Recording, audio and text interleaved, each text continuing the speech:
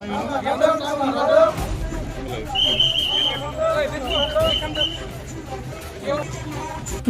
गाहाय मन्थ्रि नरेन्द्र मदिया दिल्ली बड'लेण्ड महा उदसभआव बाहागो लागोनखौ लानानै एबसुनि बरायनाय हानजा सुरनाय हाबाफारि।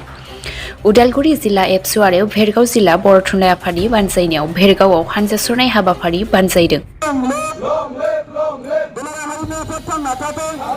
दिनै दुलाराय बर' फरायसा आफाद, मिरु बर' थुनलाइ आफाद आरो मिरु दुलाराय बर' हारिमु आफाद जथायै बिथोन बायदियै दिनै आसाम नाङै मोनफ्रोमबो जिल्लायाव जिल्ला एबसु आरो जिल्ला बर' थुनलाइ आफाद, जिल्ला बर' हारिमु आफाद जथायै बे मोनसे रेलिनि मोनसे हाबाफारि लादों।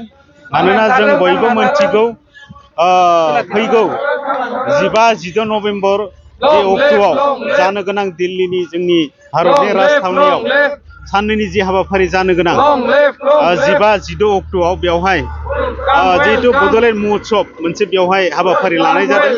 बे हाबाफारियाव जोंनि मानगोनां सिबिजाथाव भारतनि गाहाय मन्थ्रि नरेन्द्र मदि बिथाङा 15 अक्ट'आव जोंनि बे बड'लेण्ड महोत्सब हाबाफारियाव बाहागो लागोन।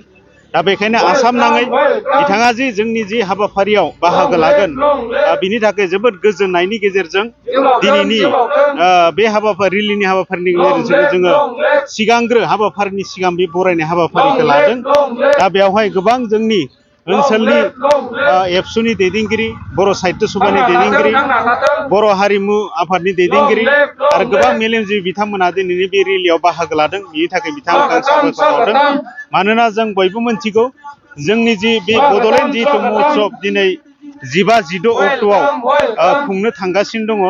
बे साननैनि हाबाफारियाव जोङो बेवहाय जोंनि बर'नि मोनफ्रोमबो हारिमु बिथिंखौ बेयाव दिन्थिफुंनाय जागोन।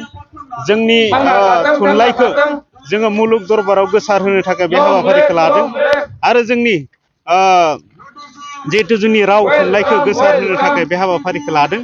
दा बेनि थाखायनो दिनै जोंनि जि गोथार मोनसे जों जाय हाबाफारिखौ दिनै गोग्गोयै जों खुंनो थाखाय गोग्गोमै जों खुंनो थाखाय जिहेतु हाबाफारि लादों बेवहाय जोंनि भारतनि गाहाय मन्थ्रि बिथाङा बाहागो लागोन।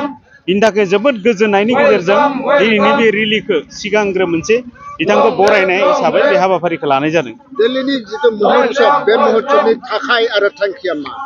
दा बेवहाय जोंनि थांखिया बेनो जिहेतु जोंहा बर' हारिनि जिहेतु जोंहा आंगो हारिमु दङ बेखौ भारतजों लोगोसे जोंनि हादरजों लोगोसे मुलुग दरबाराव गोसार होनो थाखाय बेखौ जोङो थांखि लादों आरो जोंनि राव थुनलाइखौ जोंनि हादरनि अनगायैबो आरो गुबुन जोंनि आरो बे हान्जा सुरनायखौ जोङो लानानै थारैनो जोङो गोजोननाय मोनदों। जोंनिया फैगौ 15 आरो 16 नभेम्बराव जानो गोनां जों बर'नि बड'लेण्ड महोत्सब फालिनो थांदों। दा बे बड'लेण्ड महोत्सबआव जोंनि भारतनि गाहाय मन्थ्रिया नुजाथिफैगोन। जोंनि गासै हाबाफारियाव बिथाङा बाहागो लागोन।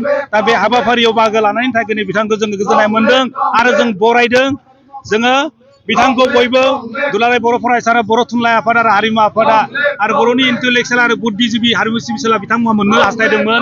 बे हाबाफारियाव नुजाथिनायखौ हास्थायदोंमोन।